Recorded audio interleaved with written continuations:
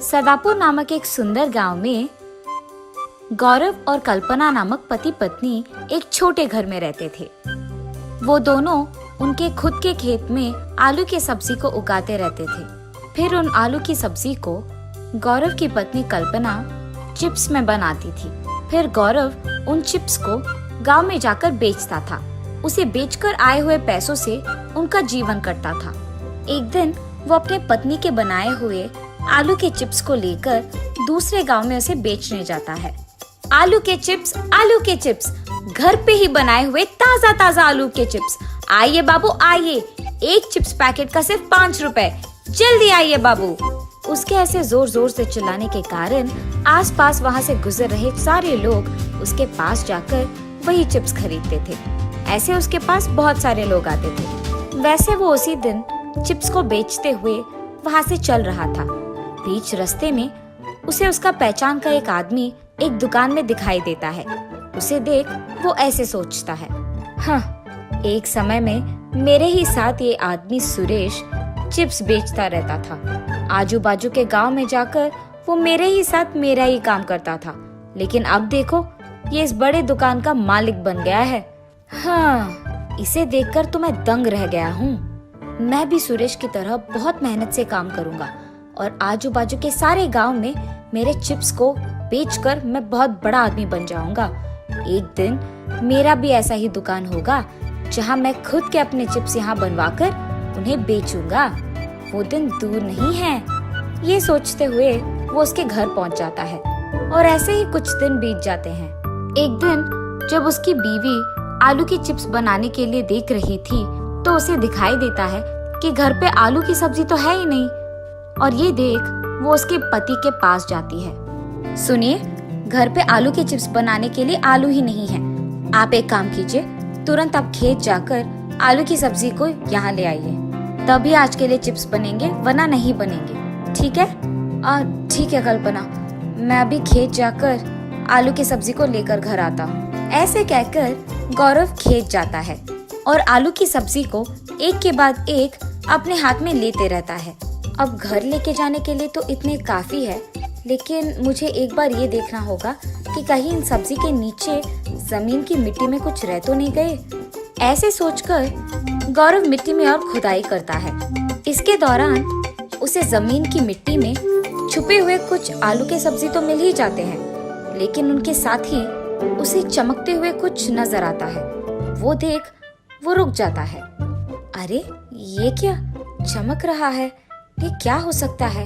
चलो इसे निकाल कर देखने पे ही पता चलेगा। ये फैसला करके वो जब खुदाई करने लगता है, मिट्टी निकालते निकालते उसे मटके की तरह कुछ दिखाई देता है।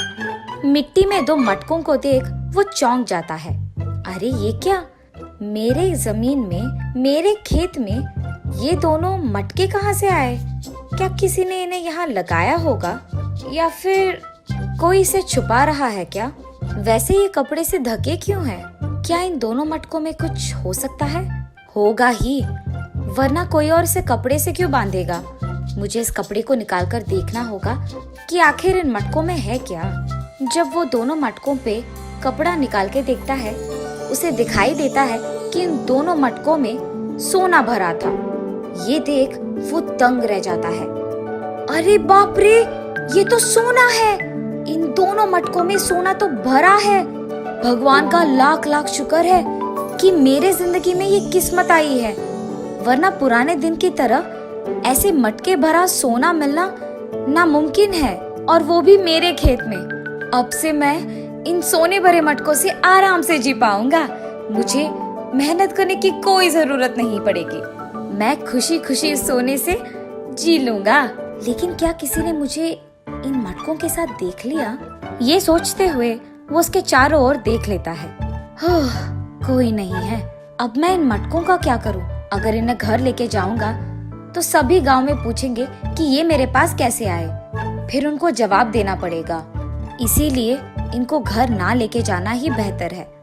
और अगर मैं ये सब अपनी बीवी से कह दूं तो वो जरूर एक ना एक दिन किसी को बता ही देगी। अब बचा सिर्फ एक ही रास्ता। इन मटकों को मुझे यही कहीं छुपाना होगा। इन मटकों को मैं यही कहीं छुपा लूंगा खेत में, ताकि बाद में इनमें मौजूद सोने को मैं एक के बाद एक धीरे धीरे खर्च करूंगा। तब गांव में किसी को मेरे पे शक भी नहीं आएगा। तब तक इनका यही रहना अच्छा है। पर इन्हें छुपाऊं कहाँ? अरे हाँ, ये अच्छा विचार है। मैं इन मटकों को वही छुपाऊंगा जहाँ ये मुझे मिले हैं। खेत में ही लगाऊंगा और मिट्टी में खोद कर इन्हें छुपाऊंगा, तो किसी को शक भी नहीं आएगा कि मुझे ऐसा कुछ मिला भी है। ये फैसला करके वो उन मटकों को वही छुपाकर उसके घर चले जाता है, सिर्फ आलू की सब्जी के साथ। अरे, आपने बहुत देर लगा दी, मैं कब से आपके इंतजार कर रही थी। अरे वो कुछ नहीं कल्पना, तुम ये आलू की सब्जी जल्दी लो और चिप्स बना दो। मुझे गांव जाकर इन्हें बेचना भी है ना। जल्दी जल्दी काम पे लग जाओ, जाओ जाओ। ऐसे उसकी बीवी से कहकर वो उसे जल्दी जल्दी आलू के चिप्स बनवाता है और उन्हें ले जाकर गांव में उन्हें बेचने लगता है। ऐसे कुछ दिन बीत जाते हैं। वो हर रोज की तरह आलू के चिप्स को बेचने निकलता है। तब उसे एक दुकान के बगल में दो लोग की बातें सुनाई देती है। अरे सृजन, तुझे पता है हमारे गांव में बहुत लोग ना दुख है।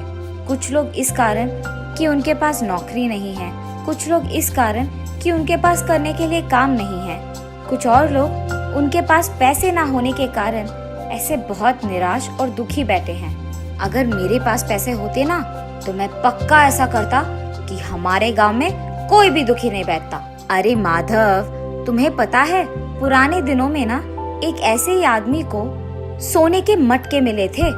उस मटके में पूरा सोना कूट कूट के भरा था। पता है उस आदमी ने उस पैसे से क्या किया? उस सारे सोने को सबको बांट दिया और उस गांव का ख्याल रखा था। उसके बाद उसने काम करना भी बंद नहीं किया, वो काम करते ही गया, हर रोज मेहनत से वो भी।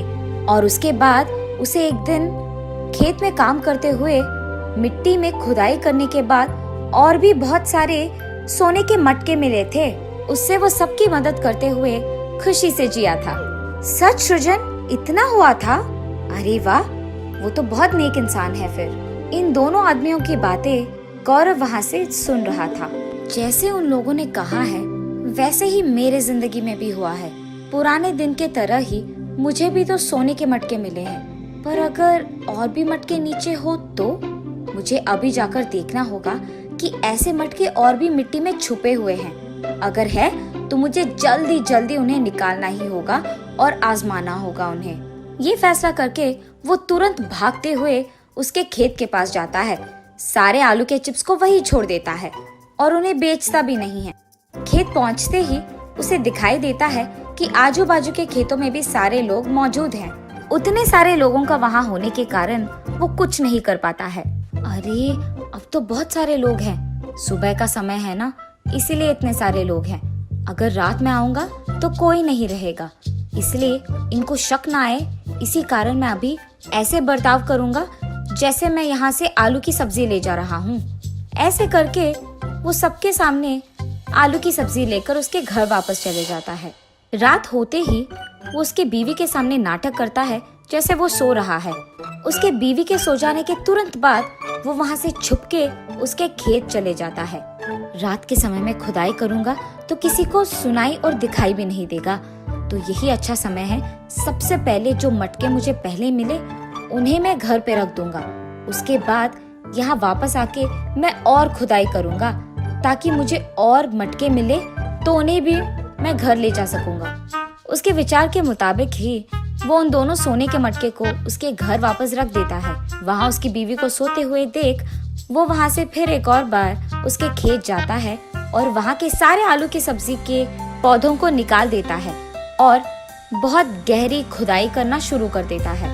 वो इतनी गहरी खुदाई करने लगता है कि उसे एक समय में बहुत थकावट आ जाती है, जिसके कारण वो बेहोश होकर नीचे गिर जाता है और उसे पता भी नहीं चलता है। सुबह होते ही गौतम के खेत के बगल वाला खेत का मालिक गौतम के खेत को देख आश्चर्यचकित होता है। अरे ये क्या, सारे पौधे निकाल दिए गए हैं और मिट्टी पूरा ऐसे है, क्या कुछ हुआ यहाँ? ऐसे सोचते हुए जब वो गौतम के खेत में आता है तो गौतम को वहाँ बेहोश देखता है और देखते ही चारों ओर इंसानों को बुलाकर गौतम को उसके घर पहुँचाता है। गौतम की जांच करने के लिए वहाँ एक डॉक्टर भी आता है, लेकिन फिर भी गौतम की आंखें खुलती है मगर मुंह नहीं खुलता है। वो कुछ बात ही नहीं कर पाता है। डॉक्टर साहब, मेरे पति को क्या हो गया है? वो कुछ बात क्यों नहीं कर पा रहे हैं?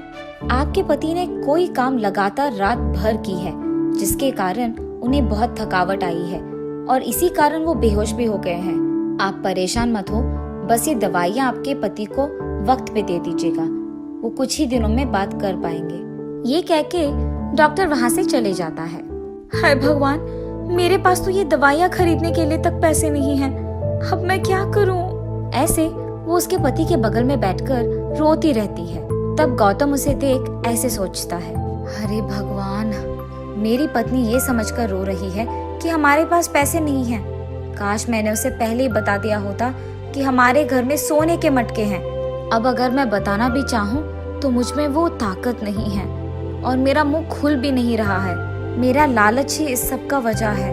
अगर मैं उन दोनों अनजान आदमियों की बातों में नहीं आया होता तो शायद ये सब नहीं होता। मुझे लालची नहीं होना था। मुझे शायद उन पुराने दिनों की कहानी में उस आदमी की तरह होना चाहिए था। मुझे शायद इन पैसों से अपना गांव को ठीक करवाना था। अब मेरे पास इतने पैसे होकर भी क्या फायदा? मैं उनके बारे में बात भी नहीं कर सकता हूँ। ऐसी स्थिति किसी को भी नहीं आनी चाहिए। जब पैसे नहीं थे तो एक तरह का मुसीबत था, अब जब पैसे हैं तो दूसरी तरह की मुसीबत है। ऐसे सोचते हुए वो बहुत दुखी होता है। गौरव की पत्नी कल्पना उसके दोस्त से उधार लेकर उसके पति के लिए दवाइयाँ खरीदती है और उसके पति का देखभाल करते रहती है। ऐसे कुछ दिन बीत जाते हैं। जब गौरव का सेहत ठीक हो जाता है वो बहुत खुश होता है और सब सच उसके पत्नी को जाकर कह देता है। क्या आप सच कह रहे हैं? हमें सोने से भरा मटका मिला है हमें, और वो भी 2 हमारे खेत में। ये तो खुशखबरी है जी, ये तो हमारी किस्मत थी। अब जो हो गया सो हो गया। हम अब से हमारे पास मौजूद पैसों से सबका मदद करेंगे और सभी को खुश रखेंगे। ऐसे हम भी खुश रह पाएंगे। क्या कहते हो, मंजूर है? अरे मुझे तो बिल्कुल मंजूर है कल्पना, तुम तो ठीक कह रही हो एकदम। और तब से उन दोनों के फैसले के मुताबिक ही दोनों उस सोने को पैसे में बदलकर सबकी मदद करते हुए मेहनत करके एक बड़ा आलू के चिप्स का दुकान लगाकर उसमें काम करते हुए खुश रहते हैं।